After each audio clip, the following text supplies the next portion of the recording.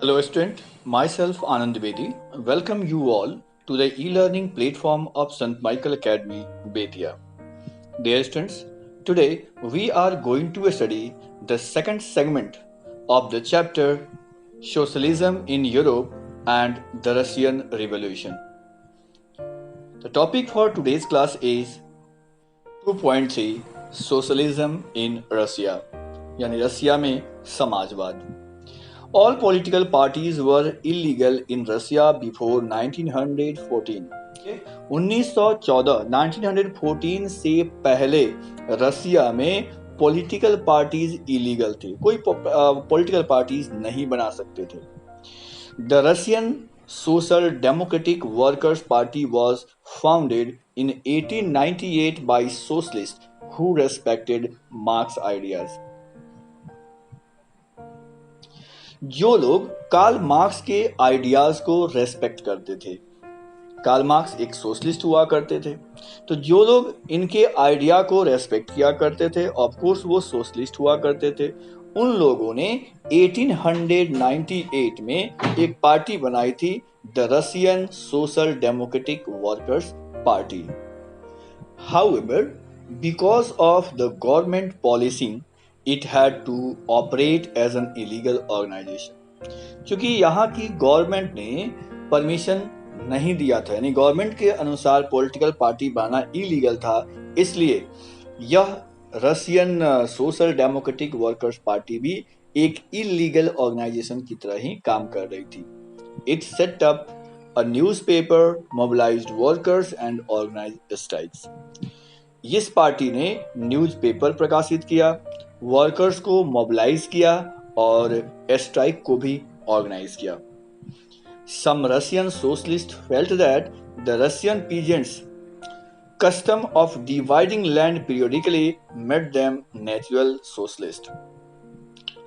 कुछ जो Russian socialist थे उनका मानना था कि जो रसिया के पीजेंट्स थे वो बाय नेचर भी सोशलिस्ट थे. क्यों?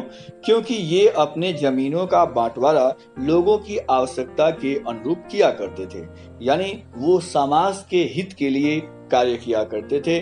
वो चाहते थे कि समाज के हर एक परिवार का, हर एक व्यक्ति का भला हो, उनकी जरूरतें पूरी हों.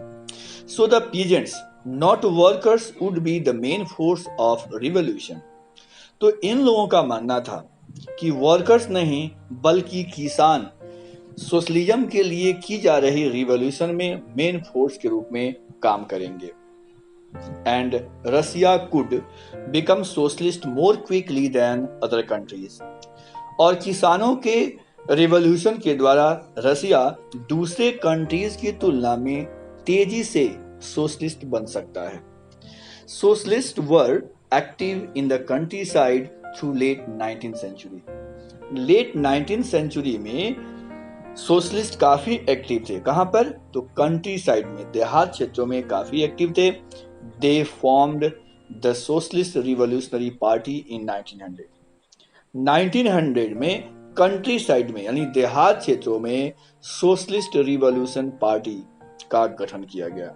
This party struggled for peasants right. इस पार्टी ने किसानों के अधिकार के लिए स्ट्रगल किया and demanded that land belonging to the nobles be transferred to peasants. इन लोगों ने डिमांड किया कि जो जमीन नोबल्स के पास हुआ करते थे, नोबल से जुड़े हुए थे, उन जमीनों को किसानों को ट्रांसफर कर दिया जाए. Social Democrats disagreed with socialist revolutionaries about peasants. जो सोशल डेमोक्रेट्स थे वे सोशलिस्ट रिवॉल्यूशनरीज के इन विचारों को जो किसानों के प्रति था उनसे डिसएग्री किया करते थे. Lenin felt that peasants were not one United group. Lenin का मानना था कि पीजेंट्स यूनाइटेड ग्रुप नहीं था. लेनिन का मानना था कि पीजेंट्स एक यूनाइटेड ग्रुप नहीं थे, पीजेंट्स में यूनिटी नहीं थी. Some were poor and others rich. उनमें कुछ गरीब थे तो दूसरे अमीर थे. Some worked as laborers while others were capitalists. कुछ लेबरर्स के रूप में काम करते थे, वहीं कुछ कैपिटलिस्टिक थे हु एम्प्लॉयड वर्कर्स, जो वर्कर्स को रोजगार दे करके उनसे काम लिया करते थे। Given this differentiation within them, they could not all be the part of socialist movement। तो उनका मानना था कि इस डिफरेंशिएशन की वजह से, इन भिन्नताओं की वजह से जो कि उनमें देखने को मिल रहा था, वे इस सोशलिस्ट मूवमेंट का हिस्सा नहीं बन सकते थे।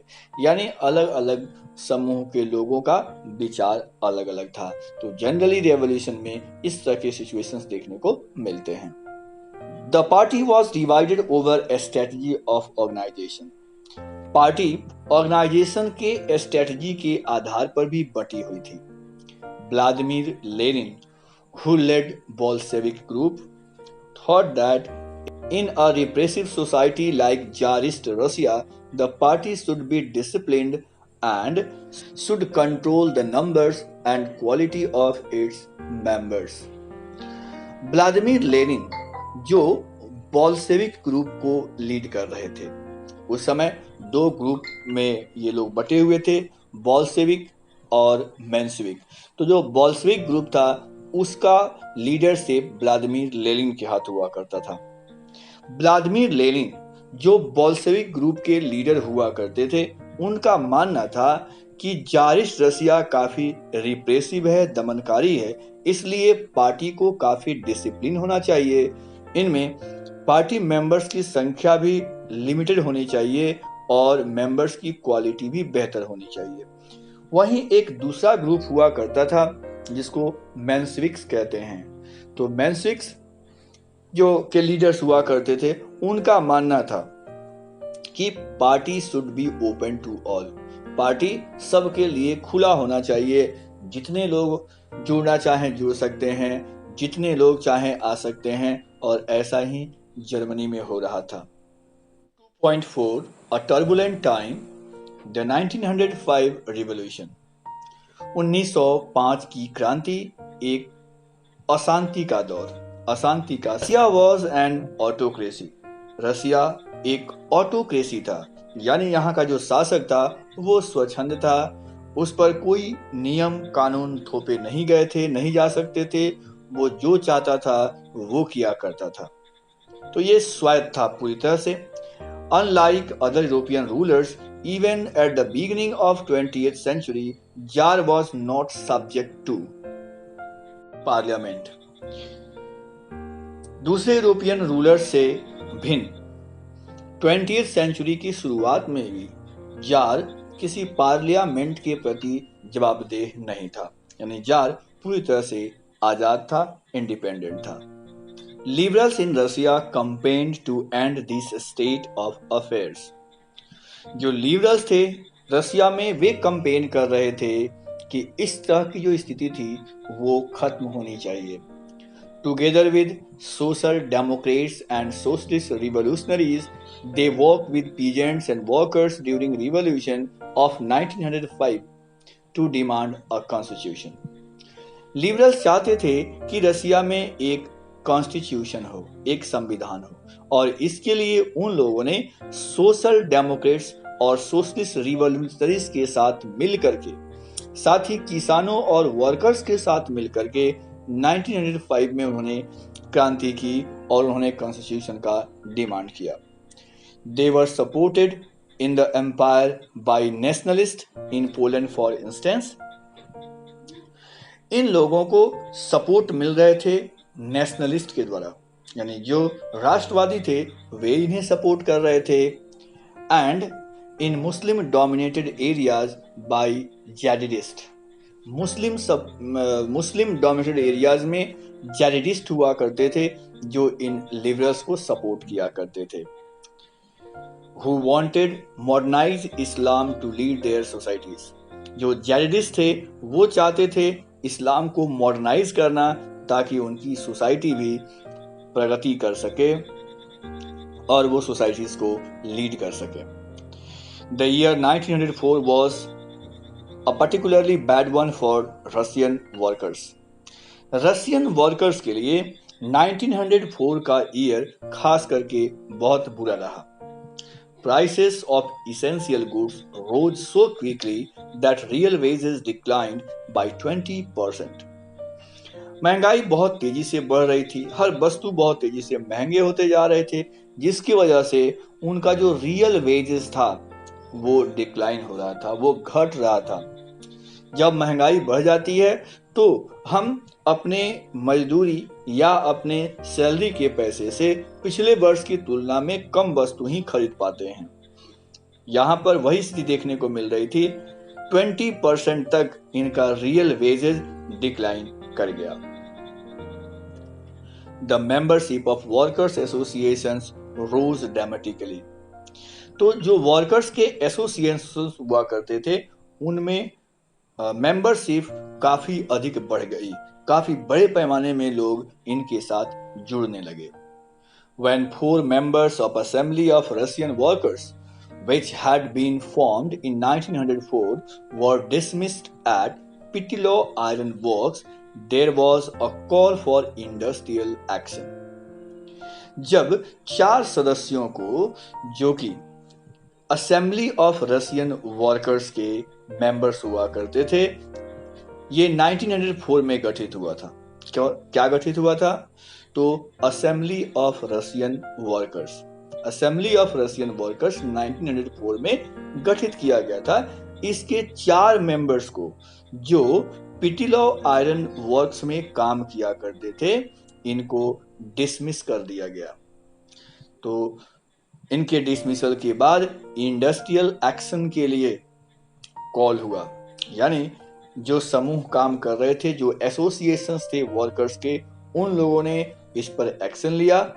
Over the next few days over 110,000 workers in Saint Petersburg went on a strike demanding a reduction in working days to 8 hours. अगले कुछ दिनों तक 1,10,000 वर्कर्स सेंट पीटर्सबर्ग में स्ट्राइक पर चले गए और उनका डिमांड क्या था? उनके वर्किंग डे को 8 आवर्स कर दिया जाए, यानी पहले जहां उन्हें 10 से 12 घंटे काम करने पड़ते थे, उन्हें घटा करके 8 आवर्स करने का डिमांड किया जाने लगा। साथ ही an increase in the wages and improvement in working condition. इनका डिमांड इनकी मजदूरी को बढ़ाने की भी थी और साथ ही साथ वर्किंग कंडीशन को बेहतर करने की भी डिमांड ये कर रहे थे। When the procession of workers led by Father Gapon reached the Winter Palace, it was attacked by police and Cossacks. जब ये लोग रेवोल्यूशन कर रहे थे, प्रोसेशन कर रहे थे, तो वर्कर्स के प्रोसेशन को फादर गैपन लीड कर रहे थे, उनके लीडर्स थे। जब ये जुलूस, जब ये प्रोसेशन विंटर पैलेस के सामने से होकर के गुजरा, तो इस पर पुलिस ने और कोसैक्स ने, कोसैक्स भी एक प्रकार के पुलिस के समान ही संस्था हुआ करती है जो कि रसिया में देखने को मिलती थी, तो पुलिस ने और कोसैक्स ने इन पर अटैक कर दिया। Over 100 workers were killed. बहुत बुरा हुआ वर्कर्स के साथ, लगभग 100 वर्कर्स इसमें मारे गए एंड अराउंड 300 wounded, 300 लोग घायल हो गए। The incident known as Bloody Sunday started a series of events that became non-revolution. यह जो इंसिडेंट था, इसको ब्लडी संडे की घटना कही जाती है। ब्लडी संडे ही क्यों? ऑफ कोर्स संडे का दिन था, काफी रक्तपात हुआ, इसलिए इसे ब्लडी संडे कहा जाता है। और इसके बाद से बहुत सारी घटनाएं होने लगी, एक सीरीज शुरू हो गया इवेंट्स का, और इन्हें 1905 का रिवॉल्यूशन के रूप में जाना जाता है। Strikes took place all over the country and universities closed down when students' bodies staged walkouts, campaigning about lack of civil liberties. Lawyers, doctors, engineers, and other middle-class workers established the Union of Unions and demanded a constituent assembly. Strikes होने लगे पूरे देश में, पूरे रसिया में strike होने लगे। University बंद हो गए, स्टूडेंट्स वॉकआउट कर गए, बाहर हो गए कॉलेजेस से, कंपेन करने लगे और उनका डिमांड था कि लोगों को लिबर्टी दी जाए, लोगों को आज़ादी नहीं है।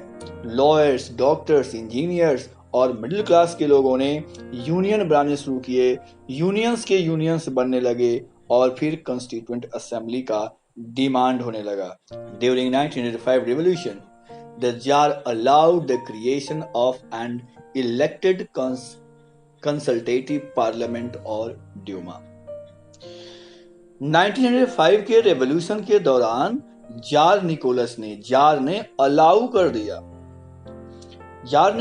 कर दिया किस चीज के लिए? Creation of an elected consultative parliament, एक लोगों के द्वारा चुने हुए कंसल्टेटिव पार्लियामेंट के लिए, जिसको ड्यूमा नाम दिया गया था। यानी ड्यूमा के लिए परमिशन जार ने दे दिया। For a brief while during the revolution, there existed a large number of trade unions and factory committees made up of factory workers. Revolution के समय में बहुत बड़ी संख्या में ट्रेड यूनियंस और फैक्ट्री कमिटीज एग्जिस्ट कर रहे थे। ये जो फैक्ट्रीज कमिटीज थे वो फैक्ट्री वर्कर्स के द्वारा बनाए गए थे। After 1905, most committees and union worked unofficially since they were declared illegal. 1905 के बाद तक भी बहुत सारे जो कमिटीज थे और यूनियंस थे ये अनऑफिशियली ही वर्क कर रहे थे, क्योंकि जार के द्वारा इन्हें इलीगल डिक्लेयर किया गया था। Severe restrictions were placed on political activities. राजनीतिक क्रियाकलापों पर काफी कड़ाई के साथ पाबंदियां लगी हुई थी। The Tsar dismissed the first Duma within 75 days. जो पहली ड्यूमा गठित की गई थी उसको 75 डेज में ही जार ने डिसमिस कर दिया and the reelected second Duma within 3 months। और जो सेकेंड ड्यूमा था उसे 3 महीने में ही जार ने डिसमिस कर दिया। तो इस तरह से 2 ड्यूमा केवल 75 और 3 months यानी 75 डेज और 90 डेज में डिसमिस कर दिया गया। He did not want any questioning of his authority or any reduction in his power.